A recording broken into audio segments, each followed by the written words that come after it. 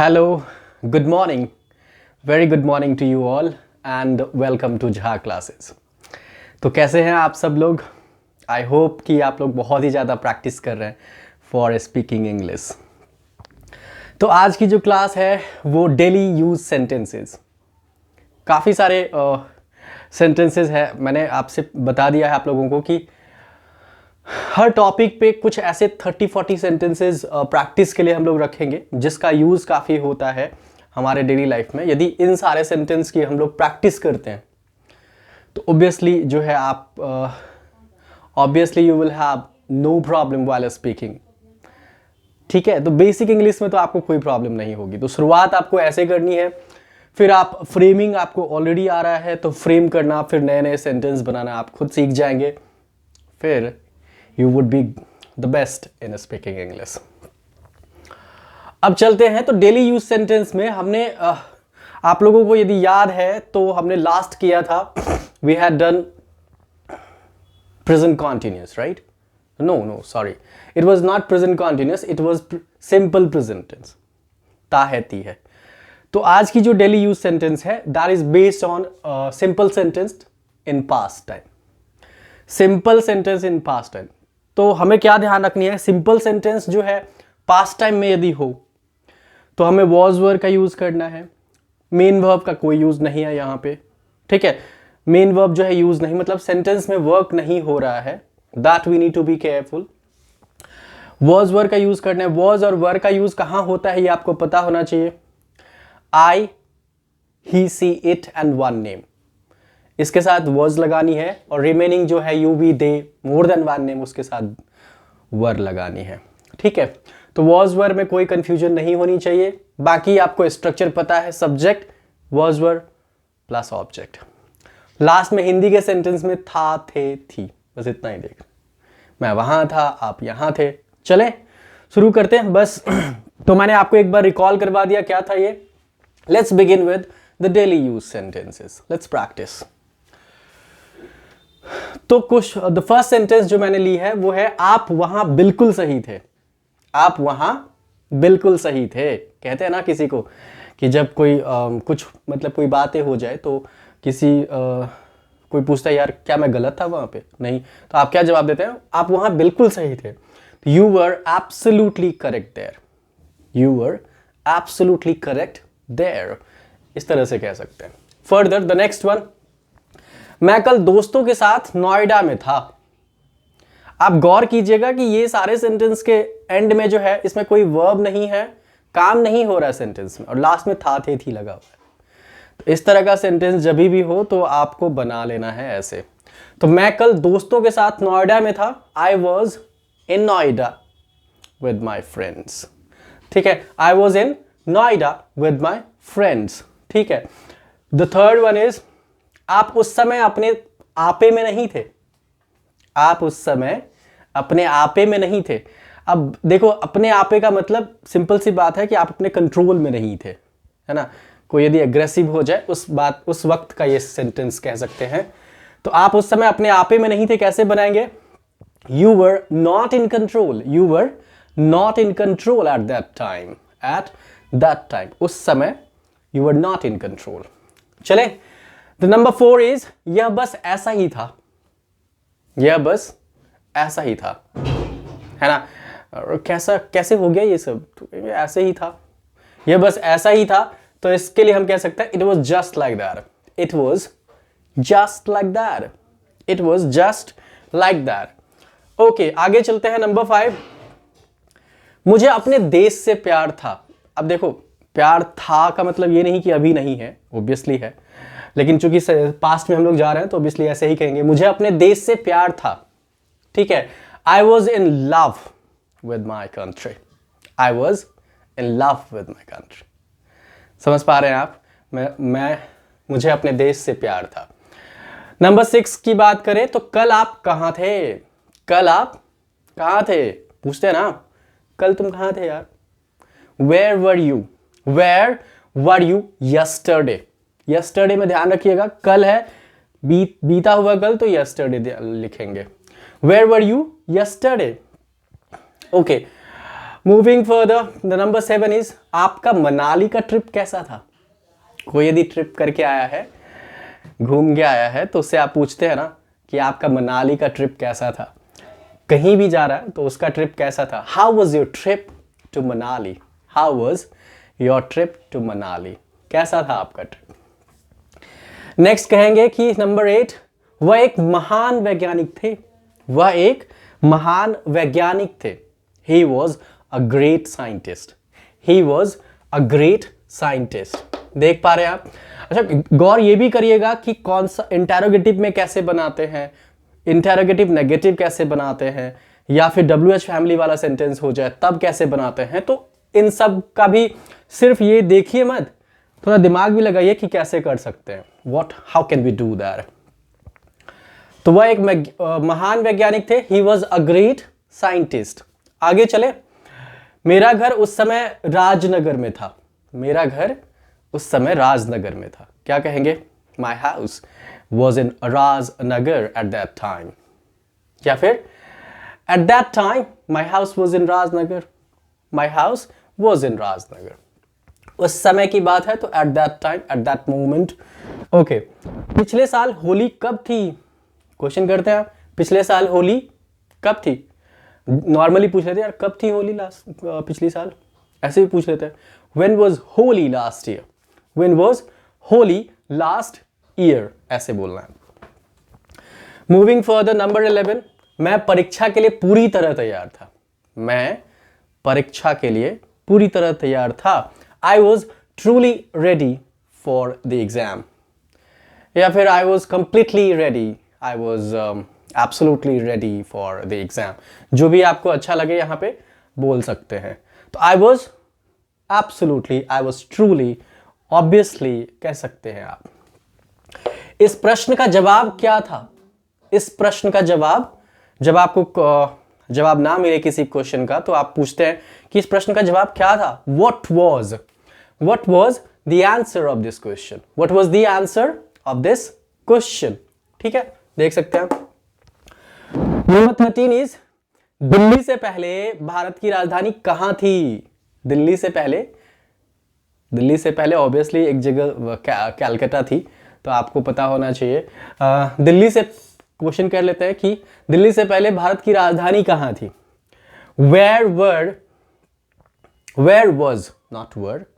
Where was the capital of India before Delhi? Where was the capital of India before Delhi? Delhi से पहले भारत की राजधानी कहां थी, इस तरह से कहेंगे। मूविंग फर्दर, आप मुझसे सहमत क्यों नहीं थे। जब आपसे कोई सहमत नहीं होता तो उस समय आप पूछ सकते हैं कि आप मुझसे सहमत क्यों नहीं थे। Why were you not agree with me? Why were you not agree with me? इस तरह से। नेक्स्ट चले, वहां कोई खड़ा था, वहां कोई खड़ा था। Someone was standing there। अब यहां ये समझेंगे सर स्टैंड करना मतलब तो वर्ब होता है खड़ा होना, लेकिन यहां पे एक अवस्था की बात हो रही है, एक पोजीशन की बात हो रही है, काम नहीं है ये। खड़ा होना एक स्टैंडिंग की बात हो रही है, मतलब एक अवस्था, एक पोजीशन की बात हो रही है, तो ऐसे में आप इसको वर्ब नहीं कंसीडर करेंगे। Someone was standing over there, someone was standing over there, या फिर someone was standing there, इस तरह से कह सकते हैं। आखिरकार मैं गोवा में था, आखिरकार मैं गोवा में था। Eventually, finally, I was in Goa। Finally या फिर eventually I was in Goa। शायद मैं अपने घर पर नहीं था। कोई आपसे पूछे यार कल मैं गया था लेकिन तुम्हें देखा ही नहीं, तो क्या जवाब है, शायद मैं अपने घर पे नहीं था उस समय। Perhaps I was not at my home, perhaps I was not at my home, या फिर at my house। यदि उस समय जोड़नी होगी तो फिर at that time। हमारी दोस्ती नकली थी। कोई दोस्त है, कुछ अनबन हो गई आपस में, तो उस समय ये सेंटेंस बोल सकते हैं, क्या हमारी दोस्ती नकली थी। Was our friendship dummy? नकली के लिए डमी है ना। Was our friendship dummy? इस तरह से कह सकते हैं। नंबर 19 देखते हैं, यह उचित नहीं था, कोई यदि आपको लग रहा है कि कुछ गलत हो रहा है तो आप जो गलत कर रहा है उससे कहेंगे कि यह उचित नहीं था, यह उचित, it was not fair, it wasn't fair, it was not fair, not fair mister, it was not fair, absolutely not fair. जब ये घटना हुई मैं मौजूद था।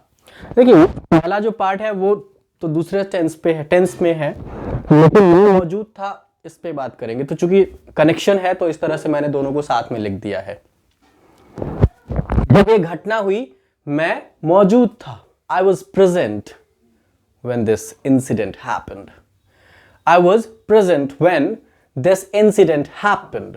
Got it? तो समझ पा रहे हैं आप किस तरह से सेंटेंस जो है हम यूज कर सकते हैं। ये सारे सेंटेंस काफी यूज होती है आप किसी से बात करते समय, बोलते समय, generally day to day life में आप इन सारे सेंटेंस को बोलते हैं। ठीक है, अभी और भी है कुछ सेंटेंस तो उसको भी लेते हैं। Let's take the other one as well. Okay, तो let's begin with some more sentences. तो 21 पे चलते हैं। 21 कह रहा है आपसे कि आपका पसंदीदा विषय क्या था, आपका पसंदीदा विषय क्या था। What was your favorite subject? What was your favorite? इस तरह के सेंटेंस भी बनाते हैं इसी में, simple sentence in past time. What was your favorite subject? 22nd, सही में वह एक बहुत अच्छा लड़का था, सही में वह एक बहुत अच्छा लड़का था। Really, he was a very nice boy. Really, he was a very nice boy. 23rd, क्या ये आपका था, क्या ये आपका था। Was it yours? Was it yours? Was it yours? क्या ये आपका था? Was it yours? 23. 24 में देखिए कि मैच पूरी तरह से हमारे पकड़ में था।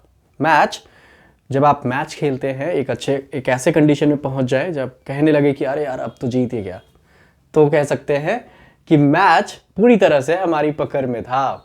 Match was completely in our control.